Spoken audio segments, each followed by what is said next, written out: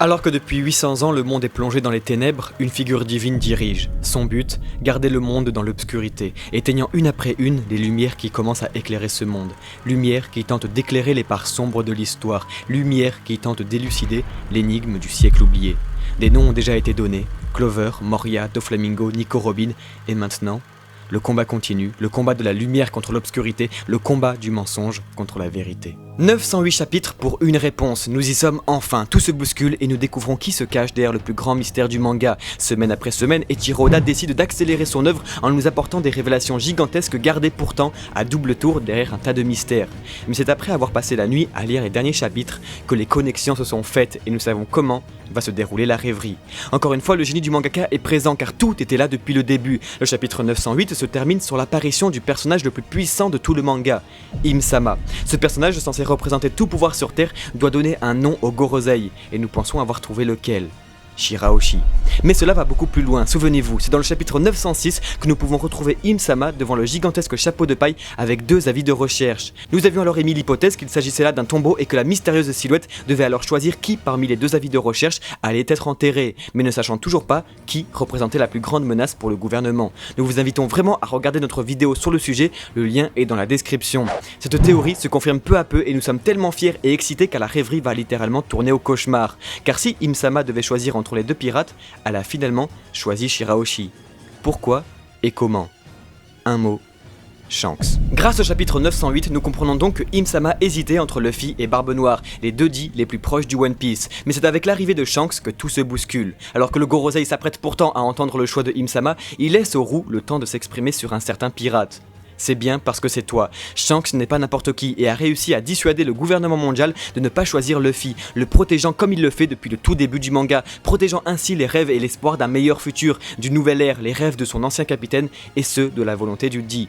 Oui, Shanks voulait bien parler de Luffy devant le Gorosei. Shanks tient à ce que les Di découvrent le One Piece. Absolument tout est connecté et il est fort à parier que Shanks soit bien un mastermind avec des fins non pas malveillantes mais bienveillantes. Alors qu'Oda affirme dans le roman de Ace que ce dernier comprend très bien que les empereurs méritent leur statut, pour Shanks, le mystère reste entier et lui demande alors comment et pourquoi est-il devenu empereur. Le roux décide de ne rien dévoiler et garde le mystère. Il ne s'agit pas là d'un hasard les amis, Shanks est forcément en relation directe avec Im-sama, il est le pont, la connexion, celui qui annonce au gouvernement mondial les prochaines menaces de ce monde en voyant dans le futur. Oui, après un Katakuri qui nous prouve qu'il est possible grâce au Haki d'observer une part d'un futur proche, Shanks a sûrement réussi à contrôler ce pouvoir à son paroxysme, confirmant une nouvelle fois notre théorie sur son pouvoir et donc sur ses déplacements à la limite de la téléportation. Car sinon, comment ce dernier arriverait-il à être où il veut, quand il veut?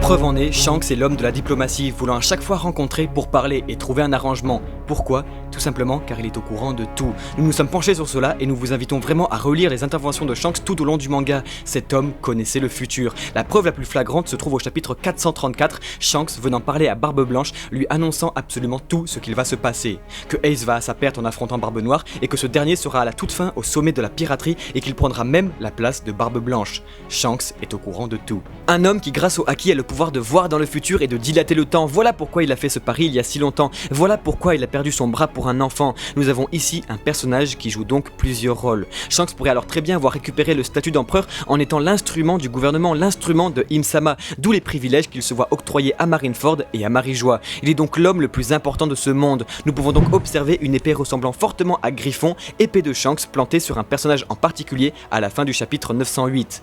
Pour protéger Luffy, Shanks planta alors son épée sur Shirahoshi, ce qui signifie que sa secrète identité a été dévoilée et que le gouvernement sait bien qu'il s'agit là d'une arme antique pouvant détruire le monde. Et c'est exactement dans le même chapitre que nous avons Léo qui pose la question à Miosgard. Pouvons-nous agir contre tous ceux qui se trouvent menaçants?